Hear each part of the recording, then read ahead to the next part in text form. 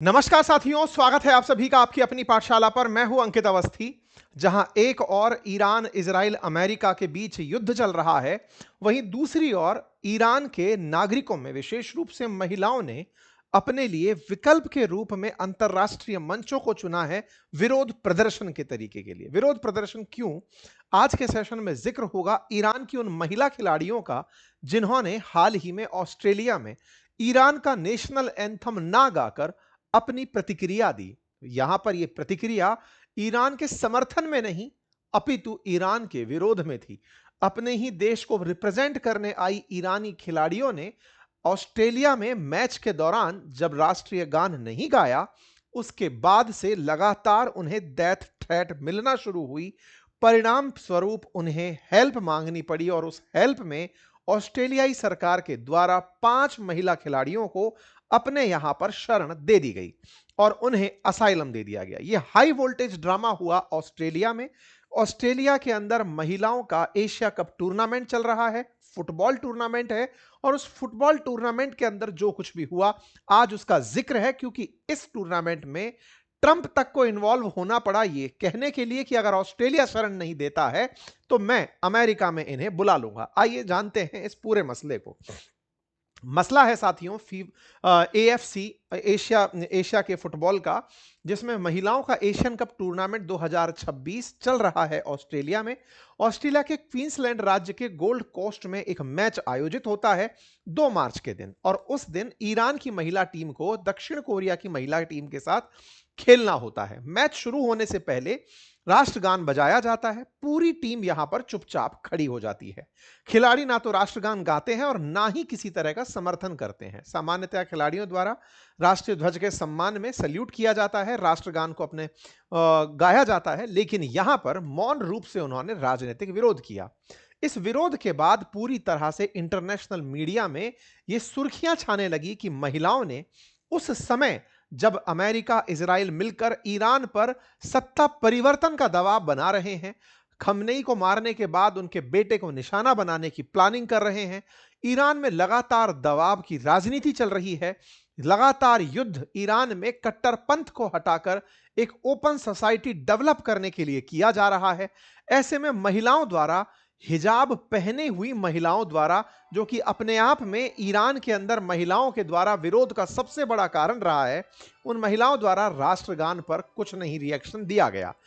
Headline बनती है, international media में छा जाती हैं कि महिलाओं के द्वारा इंटरनेशनल टूर्नामेंट में ईरान को रिप्रेजेंट करते समय महिलाएं एकदम चुप रही और उन्होंने इस मंच को, इस अंतरराष्ट्रीय टूर्नामेंट को अपने विरोध के रूप में और युद्ध के समर्थन के रूप में दिखाया कि यह हमारे लिए बेहतर हो रहा है, महिलाओं के लिए बेहतर हो रहा है। इसके पीछे का क्या लॉजिक है?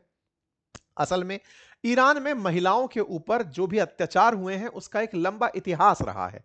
यही कारण है कि ईरान की महिलाएं दुनिया भर में अपने अधिकारों की मांग करती रही हैं। आपने पिछले समय में महसा अमीनी का मामला भी बहुत सुना होगा, जब ईरान की महिलाएं जो हिजाब और बुर्का पहनने के खिलाफ, इस्लामिक कट्टरपंथ के खिलाफ, महिलाओं के जो स्वतंत्र अधिकार हैं उन पर जो कट्टरपंथियों द्वारा रोक लगाई जाती है, उसके खिलाफ दुनिया भर में प्रदर्शन करती रही हैं। लेकिन महिलाओं को यहां पर जो धार्मिक नेता हैं वो उन्हें धार्मिक लिबास में और उन्हें जो इस्लाम की अनुमत जो तरीके हैं उन्हीं के अकॉर्डिंग, शरिया के अकॉर्डिंग रहने के लिए मजबूर करते हैं। यही कारण है कि महिलाओं को ना तो यहां पर न्यायिक समानता मिलती है, ना ही यहां पर किसी प्रकार से उन्हें खुलापन मिलता है। अगर वो खुलेपन की अपेक्षा करती हैं तो यहां पर पुलिसिंग में भी मॉरलिटी पुलिसिंग का यूज किया जाता है। महिलाओं को अगर विदेश जाना होता है तो उन्हें अपने पति की परमिशन रिक्वायर होती है। मैंडेटरी ड्रेस कोड है, अगर उन्हें नहीं फॉलो किया जाता है तो पुलिस वहीं से उन्हें उठाकर ले जाती है। कहते हैं कि खमनेई की मौत के पीछे भी जो बड़ा कारण बना वो कैमरे थे जो महिलाओं को ट्रैक करने के लिए बनाए गए थे कि कोई महिला अगर वो बिना बुर्के के है या फिर बिना सर ढके घूम रही है, हिजाब के बिना है, तो उसे मोरल पुलिसिंग के जो कैमरे हैं वो कैप्चर करते थे, चालान करते थे, महिलाओं के साथ ज्यादती अत्याचार होते थे। इसके चलते महिलाओं ने अंतरराष्ट्रीय स्तर पर खूब विरोध किया है और उन्हीं विरोध में से एक विरोध महसा अमीनी का बीते कुछ सालों में काफी चर्चित रहा, जब इस महिला के विरोध के चलते ईरान की सरकार ने इन्हें जेल में ही मार दिया। महसा अमीनी विरोध की एक नायिका बनकर उभरी और अब ये ईरान की महिला खिलाड़ी जो हैं वो इस तरीके से नई उम्मीद और महिलाओं के रिप्रेजेंटेटिव बनकर निकली हैं। अंतर्राष्ट्रीय स्तर पर मैच खेलने आई ऑस्ट्रेलिया में इन ईरानी महिला खिलाड़ियों के द्वारा जब नेशनल एंथम बजाए जाने पर किसी प्रकार से गीत व्यक्त नहीं किया गया, गाया नहीं गया, तो उसके बाद में हेडलाइन बनना शुरू हुई और हेडलाइन ये थी कि इन्होंने एशिया कप टूर्नामेंट में नेशनल एंथम ना गा के ईरान की वर्तमान सत्ता के विरोध में महिलाओं के स्वर को अंतर्राष्ट्रीय स्तर पर पहचान दे दी है। इनके समर्थन में ऑस्ट्रेलिया के अंदर ईरानी मूल के जो लोग रह रहे हैं वो खुलकर सामने आए और उन्होंने इनको खूब चीयर किया। वहीं दूसरी ओर ईरान की नेशनल मीडिया ने इन्हें जंग के समय गद्दार करार दे दिया।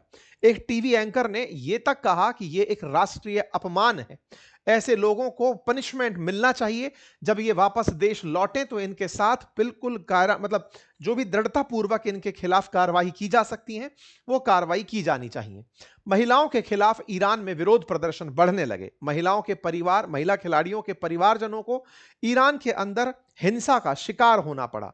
घटनाएं लगातार प्रेशर क्रिएट करने लगी। समय बीतता गया। 2 मार्च की घटना थी, आप 10 मार्च के दिन इस घटना को सुन रहे हैं। इस बीच में 2 और टूर्नामेंट हुए, 5 मार्च और 8 मार्च को। इन दोनों ही टूर्नामेंट्स में महिलाओं ने गाना गाना शुरू कर दिया, राष्ट्रीय गान फिर से शुरू कर दिया। 5 मार्च का टूर्नामेंट ऑस्ट्रेलिया के साथ था और 8 मार्च का फिलीपींस के साथ था। इस बार महिलाएं बाकायदा सल्यूट भी कर रही थी और गीत भी, राष्ट्रगान भी गा रही थी। कारण पता चला कि इन महिलाओं को बीते 2 तारीख यानी 2 मार्च से 5 मार्च के बीच में बहुत ज्यादा मानसिक यातना सहन करनी पड़ी।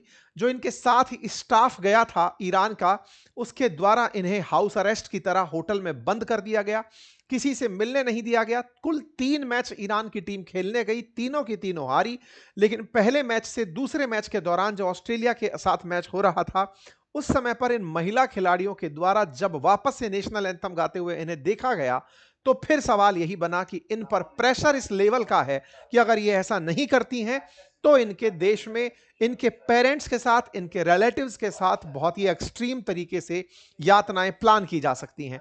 कुछ इस प्रकार की स्थिति बनी और उसके पीछे नेशनल मीडिया का बड़ा हाथ रहा, जिन्होंने इन्हें गद्दार करार दे दिया था। न्यूज बनती है 8 मार्च की, जब ये फाइनली फिलीपींस से भी हार जाती हैं। इनका जाना तय होता है कि इन्हें अब वापस रवाना किया जाए ईरान। लेकिन इस बीच में इन महिलाओं में डर भर जाता है, डर इस बात का कि अगर ये वापस पहुंचती हैं तो इनके खिलाफ हद होगा, ज्यादतियां होंगी और इन्हें मार दिया जाएगा। जब 9 तारीख को ये मैच से बाहर निकल रहे होते हैं, होटल से बाहर निकल रहे होते हैं, तो ऑस्ट्रेलिया के अंदर जो ईरानी मूल के लोग रहते हैं वो बस को घेर लेते हैं और महिलाओं के समर्थन में, महिला खिलाड़ियों के समर्थन में चैंट करने लगते हैं, नारे लगाने लगते हैं कि हमारी महिलाओं को बचाओ, हमारी बच्चियों को बचाओ, सेव अवर गर्ल। इस तरह से कहते हुए यहां पर प्रोटेस्ट के समय, मतलब बस के सामने लोग इकट्ठे होते हैं और इस बस को रास्ते में रोकने का प्रयास करते हैं। और इसी बीच में यहां पर एक महिला खिलाड़ी के द्वारा इस तरह का एक साइन बनाया जाता है जिसे सिग्नल फॉर हेल्प कहा जाता है। वो अपने हाथ से कुछ इस तरह का जेस्चर बना रही होती है। अंतरराष्ट्रीय रूप में इस हैंड जेस्चर को हेल्प जेस्चर के रूप में ट्रीट किया जाता है। यदि कोई व्यक्ति हेल्प मांग रहा होता है तो उसे इस तरीके से रिप्रेजेंट किया जाता है और इस रिप्रेजेंटेशन को ही देखते हुए पूरा की पूरा मीडिया अंतरराष्ट्रीय स्तर पर प्रेशर क्रिएट करने में जुड़ गया। अंतरराष्ट्रीय स्तर पर यह बात डोनाल्ड ट्रंप तक पहुंचती है। ट्रंप को यह बताया जाता है कि ऑस्ट्रेलिया से अब टीम रवाना होकर ईरान जाएगी। ऑस्ट्रेलिया सरकार उन्हें वापस भेज रही है। स्वाभाविक है कि खेलने आए थे, अब वापस जाइए। ट्रंप इस बीच में इंटरवीन करते हैं और कहते हैं कि भाई, अगर आपने इन महिलाओं को वापस भेज दिया तो इन महिलाओं के साथ बहुत ही गलत ह्यूमैनिटेरियन बिहेवियर होगा। अगर कोई महिला वहां रुकना चाहती है तो उन्हें ऑस्ट्रेलिया सरकार शरण दे, और अगर आप नहीं दे सकते तो मैं इन्हें अमेरिका बुला लूंगा। इस बीच में ऑस्ट्रेलिया सरकार भी अपनी कार्रवाई शुरू कर चुकी थी और उन्होंने जो महिलाएं रुकना चाहती हैं उनके लिए प्रयास करने शुरू कर दिए थे। यह डोनाल्ड ट्रंप का ट्वीट है कि ऑस्ट्रेलिया अगर इन महिलाओं को वापस भेज देता है तो एक टेरिबल ह्यूमैनिटेरियन मिस्टेक वो करेगा, और इस तरह से एक पूरा माहौल कल ही कल के अंदर इंटरनेशनली तैयार हो जाता है कि महिला जो रुकना चाहें उन्हें शरण दे दी जाए, अन्यथा उनके देश में उनके साथ बहुत बुरा होगा। ऐसे में ऑस्ट्रेलिया सरकार 5 ईरानियन लड़कियों को, जो फुटबॉल खिलाड़ी हैं, उन्हें अपने यहां शरण दे देते हैं।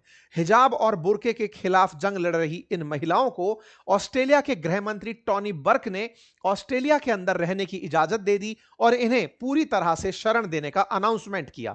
यह टॉनी बर्क हैं और इनका यह आज का सुबह का ट्वीट है, जिसमें इन्होंने कहा कि पिछली रात हमने 5 महिला खिलाड़ियों को अपने यहां रुकने का और वेलकम करने का आज संदेश दे दिया है। यह ऑस्ट्रेलिया के गृह मंत्री हैं और इनके साथ में ये महिला खिलाड़ी हैं जो फिलहाल मुक्त हैं, अपने आप को हिजाब से फ्री और बुर्के से फ्री दिखाते हुए। यह सिंबॉलिक है कि हम महिलाओं के खुलेपन की वकालत करती हैं। लेकिन बड़ा सवाल यह है कि बाकी बची महिलाओं का क्या होगा, जो इनके साथ में खेल रही थी या फिर महिला खिलाड़ी जो थी, साथ में और जो स्टाफ इनके साथ आया था जो वापस लौट रहा है, उनके साथ क्या होगा। ये 5 वो हैं जो विलिंगली रुक गई और इनके परिवारजन वहीं रह गए, उनके साथ क्या होगा। असल में जो खिलाड़ी लौटे हैं उनके पीछे भी केवल डर एक वजह बताई जा रही है कि अब वो ईरान लौटेंगे तो उन्हें वहां पर पनिशमेंट का सामना करना पड़ेगा। ये वो 5 खिलाड़ी हैं जिन्हें रुकने का वो दिया गया है, मानवीय आधार पर इन्हें रुकने का अधिकार दिया गया है। लेकिन और जो 21 लोग हैं उनके फ्यूचर का कुछ नहीं पता, उनका क्या होगा जो वापस लौट रहे हैं।